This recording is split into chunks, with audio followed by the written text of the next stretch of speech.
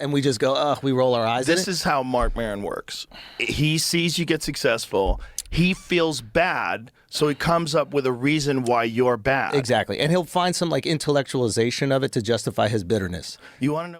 So recently, Joe Rogan did a podcast with Andrew Schulz, and I've got to say, the more time passes, the more it seems like Marc Maron's criticism of the Rogansphere is really starting to get under the skin of the people within it.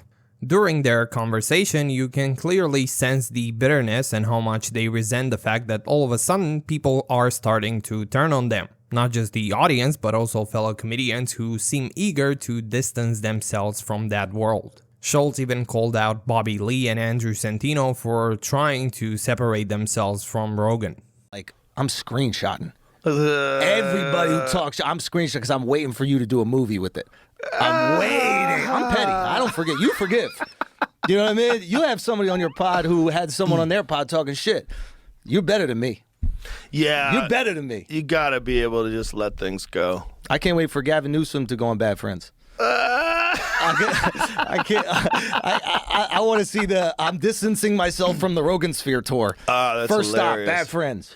That's hilarious. I thought that was corny. Yeah. I thought it was corny. Yeah, we talked about that. I don't know. It is what it is. You're more forgiving. There's no time that you should, in my mind, no time that you should be spending on these kind of conflicts. It's like pointless. It's wasted energy. Alright, that's kind of a ridiculous take. The idea that just because someone's been on the Joe Rogan Experience, they can never criticize Rogan is absurd. It sounds a lot like censorship, something these guys have always claimed to be against, but I guess that stance only applies when it benefits them. Schulz even said on his own podcast that you shouldn't have guests who might criticize Rogan if you've ever appeared on the Joe Rogan Experience. Apparently that crosses some imaginary line he's drawn in his head, which is of course pretty hypocritical coming from him, especially when you consider that he's always preached about how anyone should be free to criticize whoever they want. I guess that freedom doesn't extend to Rogan if you've been on his show. Now let's move on because as you've heard, Rogan loves to say you shouldn't give too much attention or energy to controversy and conflict, yet he spent a good chunk of his show talking about Marc Maron and what a terrible guy he thinks he is.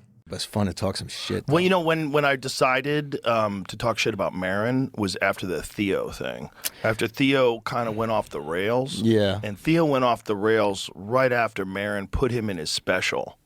Yeah. You know my issue with that joke in the special? It was just like what Twitter says. Uh-huh. It wasn't even like a creative angle. It's not good. It was just like literally what every tweet would say. Meanwhile, it was one of the funniest jokes he's ever made because it's an impression of a really funny guy. Exactly. Yeah, you got to rely on Theo's impression. Yeah. Yeah. But yeah, I don't know. Like my whole thing with Maron is like I think that like people outside of comedy have this idea of him, but like everybody inside comedy knows he's a piece of shit, and they've known it for years. And like this is not just like us.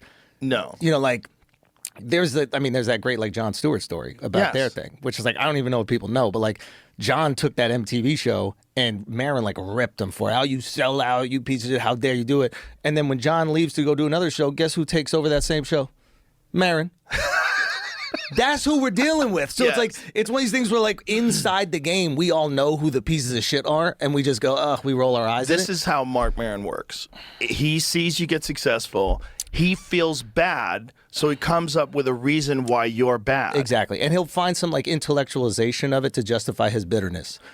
I think one of the biggest differences between guys like Rogan and Schulz and someone like Marc Maron is that Maron is actually very self-aware and willing to acknowledge his own mistakes. He even talked about that particular story involving the beef between him and Jon Stewart, admitting that he was in the wrong and that all of it came from a place of insecurity. What's with this feud that you seem to have with Jon Stewart? Well, I think that's just like I identify it as just, a petty kind of, fully fueled by insecurity. And whose insecurity? Mine. Yeah. Yeah, I mean, Jon never did anything to me. I was just jealous. So when you compare that to someone like Schulz or Rogan, you notice that whenever anyone criticizes them, they can even entertain the idea that those people might have a point. It's always the same tired excuse that the people who dislike them are either bots or just jealous. It's a convenient way to dodge criticism and avoid taking any accountability for their actions. Now let's move on, because as much as Rogan tries to act like he's above getting involved in petty drama between comedians, what he says and what he does are two completely different things, because he keeps going out of his way to prove how bad of a guy Marc Maron supposedly is. You want to know what he hit me with Fear Factor? What do you say? You're taking jobs away from comedians who would be writing on sitcoms. What? How is that? Because I'm doing a people eat reality cockroaches? show. So the reality show, which is #1 show in the country, Yeah. would have if it didn't exist. That was a Trump moment right there. #1. It was the best. But when the idea was that somehow or another this is stealing, it's the dumbest justification. You're just angry, where bro. You didn't look at it at all. You didn't have any insight. You didn't like step back and go, okay, let me reflect on this. Does this make any sense? Because it doesn't make any sense, because those people are doing a job outside of comedy. Exactly. Just like me. I'm doing a job outside of comedy too. But you can't even give it any credence. It's like the guy, every criticism he has, he's guilty of. Like, he's like, how dare you have presidents on the pod and have fun with them? And it's like, you had Obama before anybody. You started this. You didn't ask Obama anything about fucking drone strikes or whatever. And frankly, and I love Obama. I just want to point that out. Like, I actually really do. And I know there's probably fucked up shit that anybody in power got to do. But like, I liked him. I love him as a statesman. I think he was the best statesman we've ever had. You just felt good. Yes. You just felt good. We felt like he's a great representative of America. 100%. He's as intelligent and measured as anybody who's ever held the office. Better than any. Like Clinton, when he was young, was really good. I think Obama was another level. Yes. So, I think Obama was another level. Anyway, but it's like, yeah, you did it. You did the thing. You did the exact same thing. Talk all this shit about like, oh, we just had him on recently. You didn't ask him anything. Of course he did. Anything like would you have repealed the Smith-Mundt Act? But if is you that knew the surprising consequences to of you? it? No, not Of course to not, because me. we know, because we're inside. Well, this is the thing. He like positions himself as this intellectual, but he doesn't say anything interesting. Yeah, I think There's nothing that guy ever says where I'm like, wow, that's a unique insight. That's the thing. Fucking never. It's childish with a good vocabulary. I mean, that coming from Rogan is genuinely hilarious. I'm not sure how he sees himself, but it's pretty clear that not many people view him as some deep thinker or intellectual voice worth looking up to. At the end of the day, Joe Rogan is a comedian with a massive podcast, and that's where the story ends. And the idea that Marc Maron having Obama on his podcast not once but twice is somehow comparable to what Rogan and Schulz did with Trump is absurd. Maron didn't have Obama during an election season, so to act as if what they did and what Marc Maron did are comparable is nothing more than just an excuse to justify their terrible decision. Now, Rogan keeps going on about how Marc Maron is too obsessed with himself and can never reflect on why some people don't like him, which is obviously not the case, considering what I just showed you earlier about what Marc Maron said regarding his beef with Jon Stewart.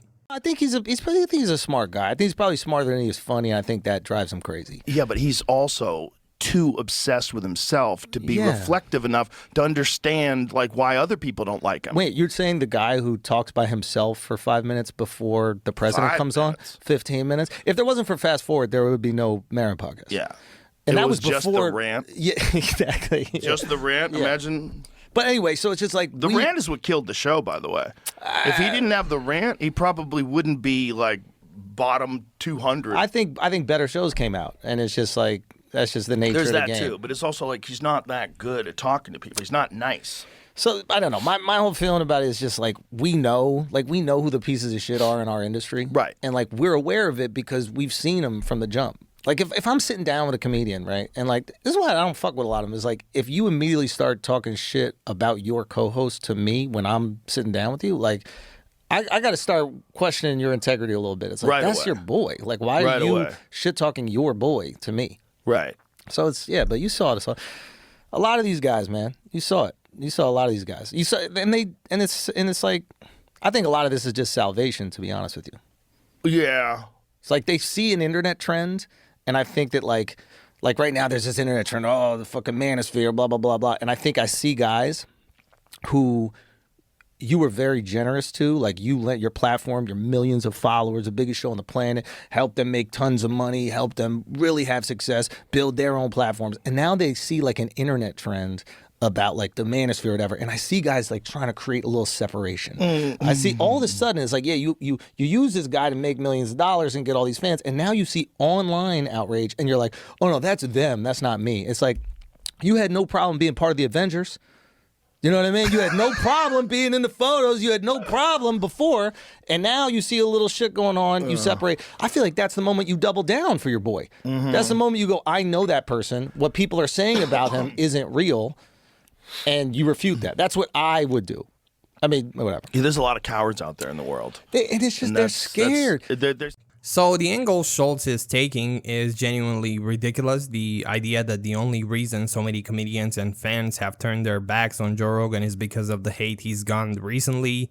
He doesn't even entertain the possibility that some people genuinely don't like what Rogan has become or simply disagree with him on a lot of things. But of course that thought never crosses Schultz's mind, considering he's one of the biggest yes men out there. That said, I actually think what Marc Maron has done so far is pretty impressive. I don't think there's a single comedian in the Rogansphere who hasn't mentioned his name at least once, which says a lot about how much his criticism has resonated. And judging by Rogan and Schultz's reactions, it seems like the Rogansphere is slowly but surely crumbling piece by piece. As more people start calling out the hypocrisy, the more it seems like these guys can't handle it.